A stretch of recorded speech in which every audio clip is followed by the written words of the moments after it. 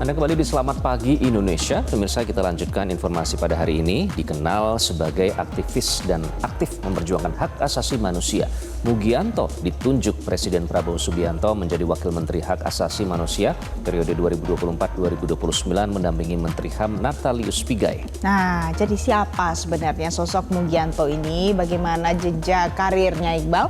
Kita akan simak dulu ulasan berikut ini, pemirsa.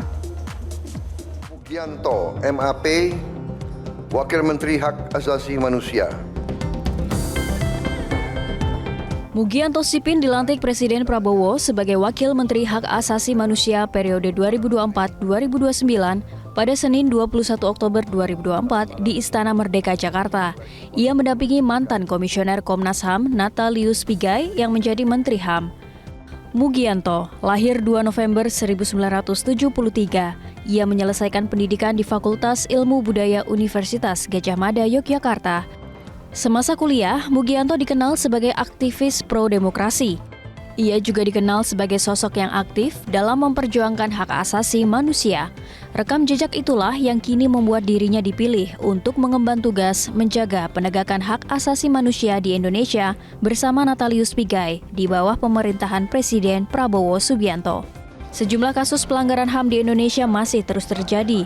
Terbaru, kasus dugaan pelanggaran HAM yang melibatkan ex-pemain sirkus Oci mencuat setelah kisah pilu diceritakan oleh sejumlah mantan pemain Oriental Sirkus Indonesia saat bertemu dengan Wakil Menteri HAM Mugianto di kantor Kementerian HAM Kuningan, Jakarta Selatan pada 15 April lalu.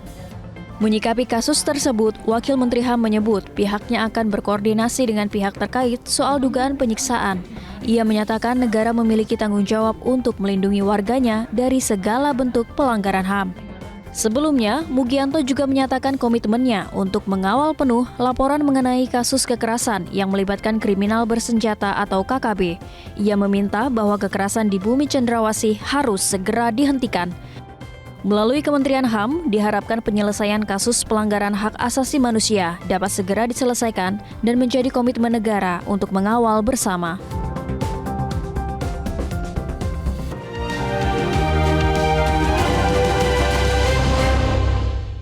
Jadi dari aktivis menjadi pejabat, pemirsa. Terus bagaimana sebenarnya kiprah dan komitmen Wakil Menteri HAM Mugianto untuk menegakkan HAM di tanah air? Lalu juga pertanyaannya, apa prioritas dalam rangka mengawal astacita Presiden Prabowo Subianto di bidang HAM? Langsung saja kita sapa Jason Sambo yang akan berbincang dengan Wamen HAM Mugianto dalam segmen Ketok Pintu. Jason, ini kebetulan beberapa waktu belakangan aktif mengawal kasus-kasus yang terkait dengan hak asasi manusia. Jadi pas banget ini. Jason, silakan langsung. Terima kasih Iqbal dan juga Valen. Kalau tadi ditanya apa yang jadi prioritas, tadi saya sudah tanya-tanya sebenarnya banyak hal-hal yang kemudian harus jadi prioritas. Salah satunya tadi kan ada kasus teman-teman ex pemain Oci. Kemudian hari ini kita juga tahu bahwa ini peringatan May Day. Jadi tentu banyak sekali pemenuhan hak asasi manusia para buruh yang harus dipenuhi dan juga menjadi main fokus atau fokus utama dari kementerian ini. Dan saat ini saya akan mengajak Anda pemirsa Selamat Pagi Indonesia untuk ketok pintu ruangan dari Wakil Menteri HAM. Salah satu kementerian yang paling baru dibentuk di era pemerintahan kali ini dan bertemu langsung dengan Pak Wamennya, Pak Mugianto. Langsung aja kita ketok ya. Selamat pagi Pak Mugi. Selamat pagi Mas Jason. Pak, kami dari Metro TV. Oh ya. Izin ya Pak ya. Mau ini nih, kayaknya mau memperkenalkan Bapak secara lebih up close dan personal untuk pemirsa Selamat Pagi Indonesia. Terima kasih Mas Jason. Boleh kami main di sini ya Pak ya? Boleh. Dengan senang hati, silakan. Wah, kami boleh duduk ya Pak ya? Silakan Mas Jason. Enak banget pemirsa, ruangannya sangat nyaman sekali. Kursinya sih juga nyaman kalau saya lihat. Iya, tapi nggak tahu deh kalau bagi seorang Pak Mugi ini nyamanan jadi seorang aktivis atau seorang tenaga ahli utama KSP atau sekarang jadi wakil menteri, Pak? Tiga posisi tersebut mengandung konsekuensi tanggung jawab masing-masing, Mas. Ya sama saja sih, punya tanggung jawab semua tapi yang jelas sebagai wakil menteri hak asasi manusia tanggung jawabnya besar karena kemudian kami memiliki tanggung jawab sebagai penyelenggara urusan hak asasi manusia di pemerintahan Pak Prabowo ini. Jadi itu beratnya, tapi kami yakin bisa menjalankan tanggung jawab tersebut bersama dengan Pak Natalius Pigai, Pak Menteri. Jadi bedanya kalau di aktivis dulu di luar, Mas, sebagai pemegang hak. Nah sekarang di pemerintahan, terutama di Kementerian Hak Asasi Manusia sebagai Wakil Menteri, saya memegang tanggung jawab hak asasi manusia itu. Tapi insya Allah bisa. Insya Allah ya Pak ya, karena pemenuhan hak asasi manusia untuk masyarakat itu yang jadi fokus utama. Pak, tapi kalau berbicara soal HAM sendiri Pak, sejauh ini apa sih Pak PR-PR atau yang sedang diupayakan yang jadi fokusnya sekarang tuh apa Pak? Banyak Mas ya, karena memang kami ini kementerian baru ya, dan hak asasi manusia itu ada di Astacita Presiden nomor 1 ya, memperkokoh Pancasila, demokrasi, hak asasi manusia. Jadi artinya ini memang prioritas Presiden, dan kementerian kami sesuai dengan Inpres nomor 139 tahun 2024 itu menyelenggarakan urusan pemerintahan bidang HAM. Jadi kami pemegang tanggung jawab utama di bidang hak asasi manusia. Kami sebagai governmental human right focal point, dan kalau di dalam Perpres yang saya sebutkan tadi, kami punya tanggung jawab untuk memimpin dan mengkoordinasikan penyelenggaraan urusan HAM pemerintah. Jadi besar sekali. Nah, bagaimana kami menyelenggarakan dan memimpin urusan hak asasi manusia tersebut? Ada 3. Yang pertama adalah melakukan mainstreaming, pengarus utamaan hak asasi manusia ke kementerian, lembaga, pemerintah daerah, ke masyarakat, dan ke dunia usaha. Jadi pertama mainstreaming. Yang kedua adalah pemajuan HAM. Pemajuan HAM itu human rights promotion ya. Ini melakukan edukasi, diseminasi hak asasi manusia ke semua sektor ya.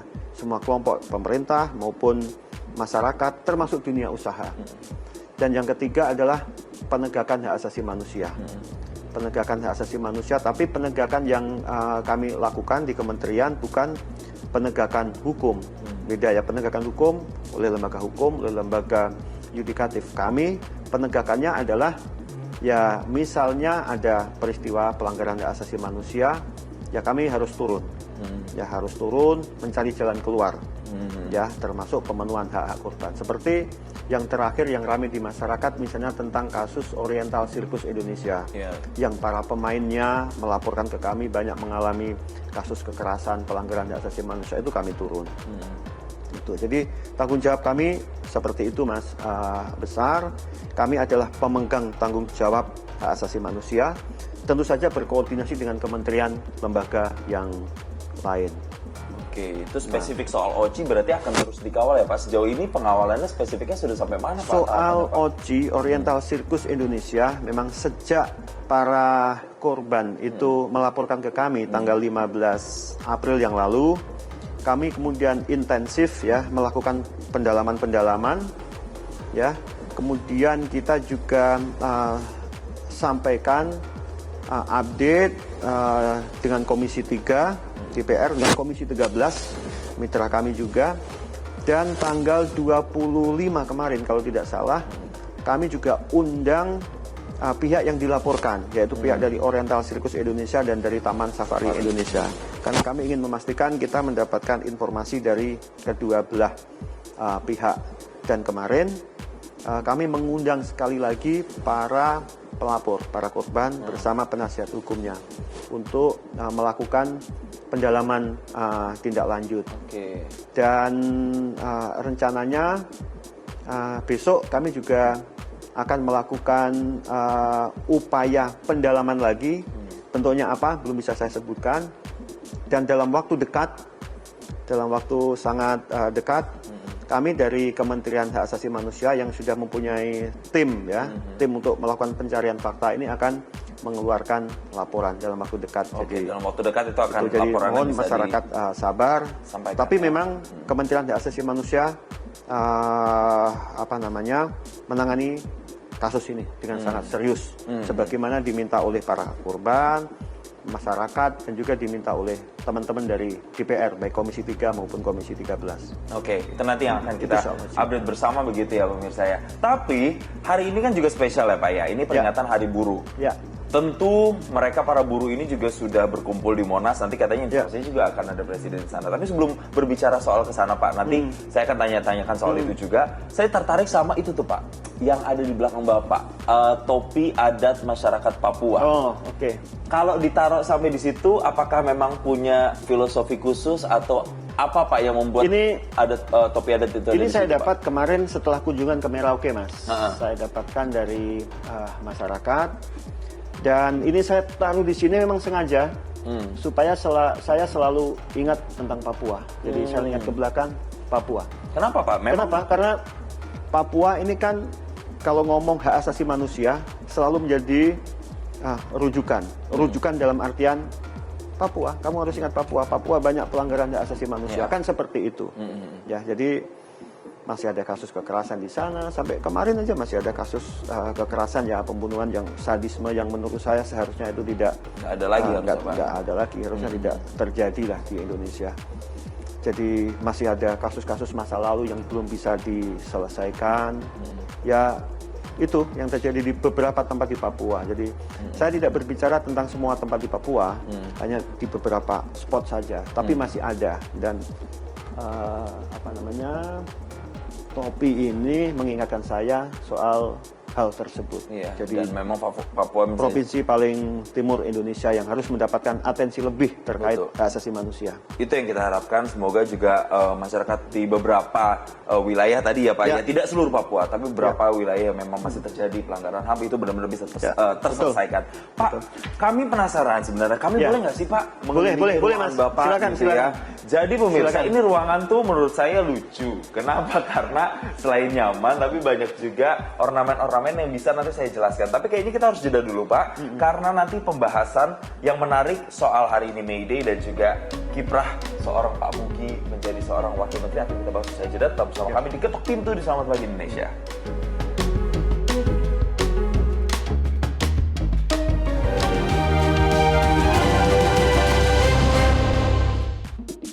Ya, tadi pemirsa Selamat Pagi Indonesia sudah dijelaskan ya sama Pak Mugi, ada beberapa nih Pak yang jadi prioritas. Tadi ada teman-teman dari OCI misalnya Ya. yang masih menjadi fokus dari Ya. Kementerian HAM.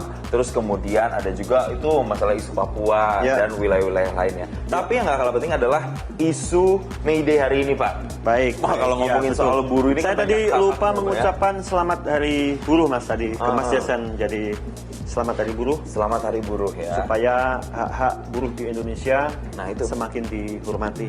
Betul, karena setiap tahun tentu ada hak-hak yang selalu disuarakan Ya. dan selalu diperjuangkan. Ya. Tapi sampai dengan saat ini Pak, kira-kira hak apa sih yang belum terpenuhi oleh mereka para buruh yang saat ini masih jadi fokus dari Kementerian HAM? Yang paling penting menurut saya Mas adalah hak untuk bekerja itu sendiri.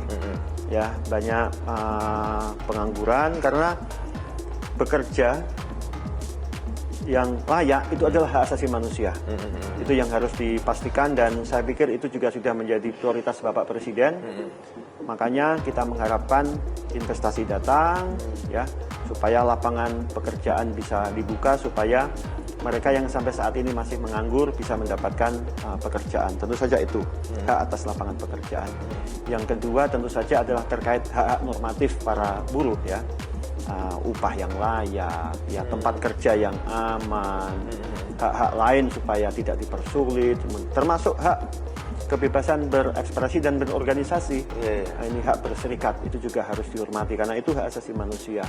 Jadi itu kira-kira hak yang menurut saya masih harus dikerjakan. dikerjakan. Jadi pemerintah akan memastikan bahwa hak-hak itu bisa dipenuhi karena memang kami punya tanggung jawab untuk melindungi hak-hak tersebut. Tapi penting juga karena perkembangan hak asasi manusia sekarang Mas, tanggung jawab HAM itu ada juga di korporasi. Private sector juga punya tanggung jawab HAM. Tanggung jawabnya adalah menghormati, respect human right. Jadi mereka juga mesti aware. Makanya Kementerian Hak Asasi Manusia ke depan juga punya kewenangan untuk melakukan audit terhadap private sector, terhadap pelaku usaha, terhadap korporasi. Audit HAM, Human Right Due Diligence. itu. Jadi mereka juga mesti comply. Tidak hanya pemerintah, jadi mereka juga punya tanggung jawab to respect. Kalau kami, pemerintah tanggung jawab to protect. Ya, Sudah ada instrumen internasionalnya. tanggung jawab semua ya Tanggung untuk jawab kesejahteraan semua. buruh Iya. ini ya, bukan hanya kemudian korporasi saja atau pemerintah saja. Ya. Tapi sebelum melanjutkan lagi nih soal Hari Buruh ya, saya agak ke distract dengan tulisan ini nih Pak. Boleh menyinggung, dilarang tersinggung. Ya. Natalius Pigai 2024. Ini kenapa quotes ini kemudian Ini quote ini powerful, Pak? sepengetahuan saya, ini spontan. Ketika rapat pertama setelah kami dilantik, kemudian kita datang ke kementerian, kemudian kita kumpulkan para staf pada waktu itu, Pak Menteri menyampaikan poin ini kepada kami semua. Dan menurut kami itu keren Pak Menteri, jadi kita jadikan quote saja. Yang menurut saya ini poinnya adalah terkait freedom of expression, human right, bebas berekspresi. Jadi supaya kita tidak tidak takut untuk bersuara. Dan yang dikritisi jangan marah, jangan tersinggung, jangan marah juga. Ini juga termasuk openness bagi kita untuk menerima kritik. Dan itu diterapkan di internal Kementerian HAM gitu ya, Kementerian Hak Pak, ya? Asasi Manusia. Jadi secara mikro ya di Kementerian Hak Asasi Manusia. Tapi secara umum ini adalah terkait freedom of expression yang harus kita hormati. Oke, kita pindah lagi nih. Pemirsa, yang menarik adalah ternyata di ruangan Bapak ini cukup estetik ya. Saya melihat tuh ada lukisan-lukisan. Nah, ini kayaknya lukisan yang menurut saya pas sekali Pak dengan hari ini Pak. Ini Sang Private Hero judul lukisannya ya Pak ya. Dan ini menceritakan soal buruh. Ini gimana nih Pak? Ini filosofi dari lukisan ini sebenarnya apa Pak? Nah, ini lukisan yang saya beli dari lelang yang diselenggarakan oleh Fakultas Filsafat UGM. Dan saya pilih ini, saya beli ini karena menurut saya memang keren, karena sangat relevan dengan pekerjaan kami di Kementerian Hak Asasi Manusia, karena temanya soal pekerja migran. Betul. Ya, jadi sangat relevan. Jadi pekerja migran. Jadi ini juga terkait dengan lapangan pekerjaan di Indonesia yang belum tersedia luas, sehingga ada warga negara yang terpaksa harus mencari pekerjaan di luar negeri. Nah, ini menurut saya juga penting, dan saya pikir teman-teman di Kementerian Perlindungan Pekerja Migran Indonesia juga sudah sangat aware untuk memastikan bahwa perlindungan terhadap pekerja migran ini dilindungi, ya, dilindungi. Karena mereka pada kenyataannya memang berkontribusi besar sekali bagi pemerintah, dan kalau saya melihat mereka juga menjadi duta-duta Indonesia di luar negeri. Ya, jadi masih banyak hal-hal juga dari lukisan ini kita belajar perlindungan ya untuk mereka para buruh migran, karena di sini ada rantai bendera yang robek, kemudian ada senjata di sini. Ini kemudian ada timbangan ya. Ini diharapkan kemudian bisa memberikan keadilan buat mereka ya Pak. Kurang lebih makna-makna yang bisa kita simpulkan seperti itu bukan Pak? Ya betul, ini juga reminder bagi kami, sebagai penanggung jawab HAM bagi pemerintah ya. Ini kan sedih saya melihat bendera merah putih dipeluk. Ini kan menunjukkan rasa cinta dari masyarakat terhadap Indonesia sebetulnya, tapi masih banyak persoalan sehingga mereka terpaksa ke luar negeri. Jadi ini salah satu lukisan yang juga menyentuh. Ini sangat menyentuh secara personal. Oke. Jadi di Hari Buruh ini kita belajar bahwa masih kesejahteraan buruh itu harus diperhatikan. Kayak hal-hal kecilnya aja, misalnya gaji ya Pak ya, atau kemudian mereka yang masih pengangguran begitu ya, termasuk perlindungan bagi mereka yang bekerja di luar negeri. Tapi selain lukisan tadi, ada juga lukisan ini. Kayaknya Bapak emang suka sesuatu yang berbau art ya Pak, berbau seni. Apa yang menarik dari lukisan ini Pak? Kenapa ditaruh di ruangan Bapak? Karena lukisan-lukisan yang ada di sini Mas, itu tidak hanya lukisan yang beauty, yang indah, tapi ada message-nya. Nah, lukisan yang ini juga keren sekali, ini bagus sekali. Ini saya beli dari Jogja Disability Art, ya, JDA. Jadi lukisan ini dilukis oleh Rovitasari Rahayu. Rovitasari Rahayu ini perempuan, umurnya berapa? Masih muda. Dia tuli dan bisu, dan karena itu dia tidak bisa membaca dan menulis. Tetapi dia bisa melukis seindah ini. Ini kan keren sekali, sangat Coba powerful. berarti kita bisa ngomongnya di sini Pak. Kembali kita tunjukkan lukisan ini Pak. Ya. Ini kita lihat. Jadi saya pikir penting para penyandang disabilitas ini kan ternyata punya potensi yang luar biasa. Jadi negara, pemerintah harus mengakomodasi, memfasilitasi mereka untuk juga bisa berkembang, ya, bisa berkarya seperti warga negara biasa, seperti orang-orang yang lain pada umumnya, walaupun dia penyandang disabilitas. Jadi ini juga concern kami, Mas, ya, perlindungan dan pemenuhan hak-hak penyandang disabilitas, beraneka ragam penyandang disabilitas. Jadi makanya kita pasang di sini, dan ketika si Rovita datang ke sini karena dia pernah audiensi ke sini, dia sangat excited dan sangat berterima kasih sekali bahwa lukisan dia saya pasang di ruang Wakil Menteri Hak Asasi Manusia, dan ya saya memang sangat bangga dengan lukisan Rovita. Jadi ada banyak lukisan, jadi kalau masyarakat ingin mendapatkan karya seni yang bagus, itu teman-teman di Jogja kan memang gudangnya seniman ya, termasuk teman-teman penyandang disabilitas. Jadi ruangan saya ini memang banyak message-nya, Mas. Ya. Betul. Jadi banyak reminder, termasuk reminder kepada saya. Ada Rovita, ada penyandang disabilitas, ada Papua. Jadi itu yang mengingatkan saya untuk, ya saya bekerja untuk mereka. Dan kita belajar bahwa ternyata cakupan dari tugas-tugas Kementerian HAM itu banyak sekali dan luas sekali ya Pak ya. Banyak. Kita mungkin bisa izin Pak untuk duduk-duduk di sofa ya Pak, biar sambil santai Pak. Boleh Pak? Ya. Nah, kalau sekarang tuh, karena waktunya udah tinggal kurang lebih 5 menit lagi, mungkin sekarang kita pengen tahu sisi lain dari seorang Pak Mugi gitu ya. Dulu Pak, berangkat dari aktivis, ya kan? Solidaritas Mahasiswa Indonesia untuk Demokrasi ya, ya, benar. Ya kan? Kemudian masuk lagi beberapa organisasi-organisasi, lalu kemudian masuk ke KSP. Ya. Terus sekarang ke kementerian. Itu kan berarti kan jalannya tuh dari yang tadinya pro banget nih sama para korban HAM, begitu sekarang ada di posisi pemerintah. Kan, Pak? Nah, dengan pengalaman-pengalaman seperti itu Pak, bagaimana Bapak memperjuangkan hak-hak misalnya dari para korban HAM, korban pelanggaran HAM berat? Karena kan Bapak juga pernah ada di once in their position pada saat itu. Ya. Jadi ini memang proses transformasi, Mas ya. Jadi yang saya lihat, yang saya alami dalam hidup saya ini transformasi. Jadi saya mulai dari aktivis ya, yang kemudian menjadi survivor. Survivor itu penyintas ya, penyintas, kemudian menjadi aktivis yang memperjuangkan keadilan untuk hak asasi manusia, yang menuntut ke pemerintah. Kemudian ke kantor staf presiden ya, sebagai pemerintah. Nah, dan sekarang di Kementerian Hak Asasi Manusia sebagai wakil menteri. Nah, apa yang saya alami sebelumnya, jadi pengalaman saya di bagian dari aktivis, kemudian NGO yang berada di luar pemerintah, ini justru menjadi modal yang besar bagi saya untuk tanggung jawab saya pada hari ini.